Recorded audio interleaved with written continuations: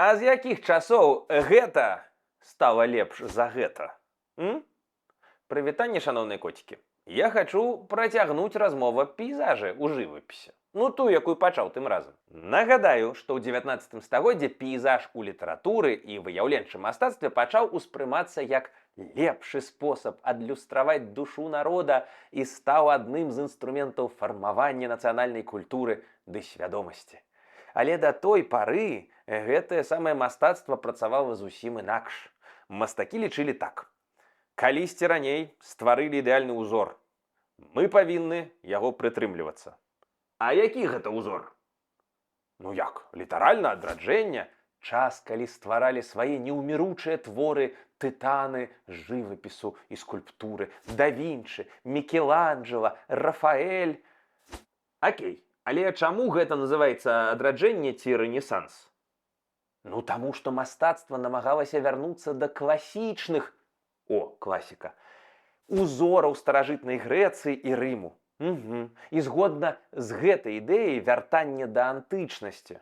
У канцы 17 і 18 стагоддзя еўрапейскія мастакі малявалі прыроду наступным чынам. Па-першае, пейзаж дзённы, усё добра асветлена. Па-другое, не трэба маляваць тое, што бачыш. Трэба маляваць так, як яно павінна выглядаць. Прырода павінна быць нармалізаваная, ідэалізаваная, як школьная форма ў марах завуча па выхаваўчай працы. Пабачыў мастак прыгожае дрэва, апрацаваў яго так, каб яно выглядала ідэальна, і ўсё.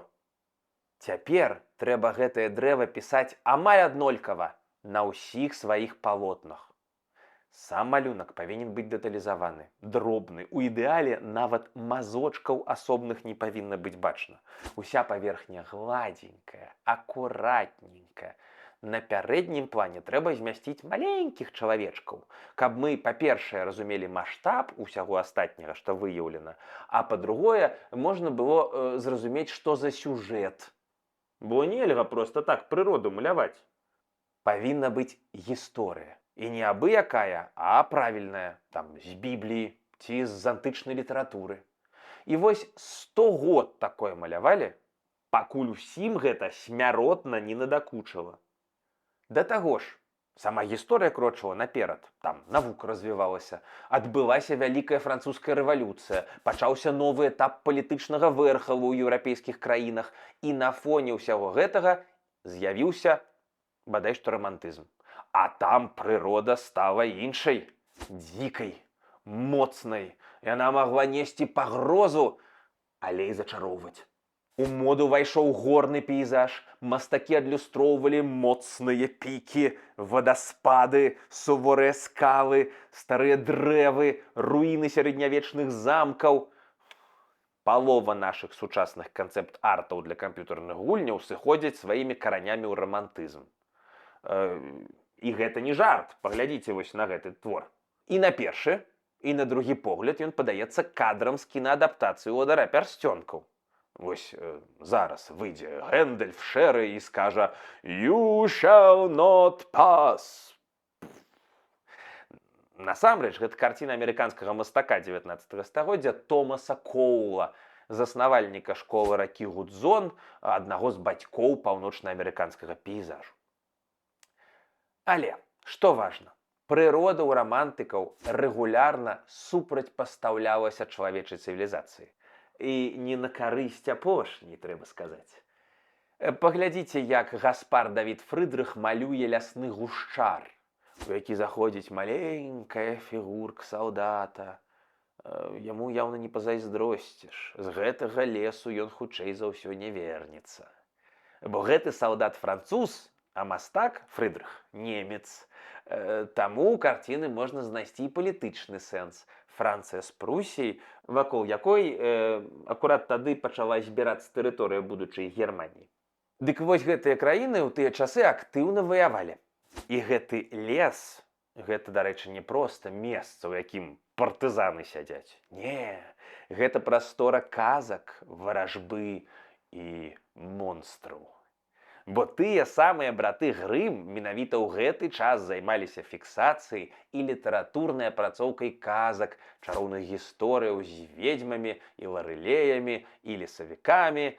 Але мы рушым далей. Як вы, пэўна, ведаеце, вось тады ў 19 стагоддзя вось-вось павінна з'явіцца фатаграфія, якая ўсё зменіць.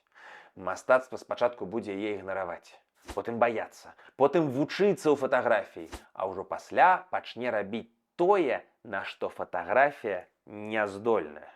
Вялікім наступным крокам у развіцці пейзажу стануць французскія імпрэсіяністы. Клод Моне, Альфред Сіслей, Каміль Пісаро. Як яны пісалі свае пейзажы? А яны хацелі ухапіць самое святло. Ну вось як яно афарбоўвае, асвятляе наваколле, як промні сонца праходзяць праз лісце дрэваў і стварае складаную, стракатую паверхню прадметаў. Як гэтае сонца па-рознаму афарбоўвае адны і тыя ж прадметы ў залежнасці ад таго, гэта раніца, гэта паўдзень ці захад. Як, здаецца, само паветра дрыжыць і таксама быццам бы афарбоўваецца ў залежнасці ад тэмпературы, наяўнасці ветра, ну і гэтак далей. Робяць яны гэта дзеля таго, каб у нашай памяці ўзніклі тыя самыя ўражанні і сэнсарныя перажыванні, што мы адчувалі раней у сапраўднай прыродзе. Для гэтага, зразумела, не абысціся без працы на пленэры, то бок не ў майстэрні, а наўпрост на вуліцы. А вы, напэўна, ведаеце, што раней мастакі заўсёды працавалі ў памяшканні, у сваёй майстэрні, нават калі малявалі прыроду. Рабілі так.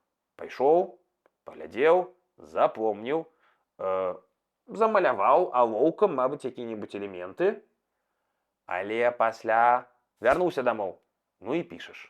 А як жа інакш? Фотограф так не можа. Здымак робіцца толькі ў непасрэдным кантакце з тым, што фіксуеш. І мастакі пачалі рабіць тое самае. Плюс у гэты момант ужо вынайшлі фарбы ў цюбіках, што значна спрасціла працу на вуліцы. Выдавіў фарбу, сколько там табе трэба, завінціў цюбік, і працуеш. Нічога не сохне, залішкі не псуюцца. Кайф! У беларускім мастацтве раннія пейзажы маюць моцны ўплыў імпрэсіянізму. Напрыклад, Фердынанд Рушчыц, якое яго неба неверагоднае. Ягоны твор ля касцёла можна пабачыць у Менску ў нацыянальным мастацкім, а шмат якія знакавыя творы месцяцца ў музеях Варшавы і Вільні. Калі ёсць магчымасць, наведайце. Другі выбітны беларускі пейзажыст – гэта Вітольд Белыніцкі-Беруля. Яго ў нашых музеях значна больш за 400 твораў. Бадай што самы вядомы з іх – гэта «Зімовы сон». Дарэчы, мяне вельмі здзівіла і ўзрадавала, што за гэтую карціну мастак атрымаў бронзавы медаль на міжнароднай выставе ў Барселоне. Бо, ведаеце, не часта сутыкаюся з фактамі прысутнасці беларускіх мастакоў на іспанскай глебе, дзе сам зараз знаходжуся. Ввогуле, пейзаж яшчэ шмат чаго зведае ў 20 стагоддзі. Амаль усё. Прыдумаюць мастакі фавізм з ягонымі ультранасычанымі колерамі, і калі ласка. А пасля Пікаса з Жоржам Бракам кубізм распрацуюць і адразу ж дамы з дрэвамі маляваць пачнуць. Экспрэсіянісцкі пейзаж можна пабачыць у Хаіма Суціна. Прытым, наўпрост у Менску, у галерэі «Арт-Беларусь» ёсць вось такія вось лугі ў Шартры. А побач з ім выразныя яркія творы Шрагі Царфіна. А калі вы любіце містыку і лёгкую такую дымку, то звярніце ўвагу на пейзажы Стаброўскага. А калі хочаце містыку касмічнага кшталту, то ў нас ёсць Язэп Драздовіч.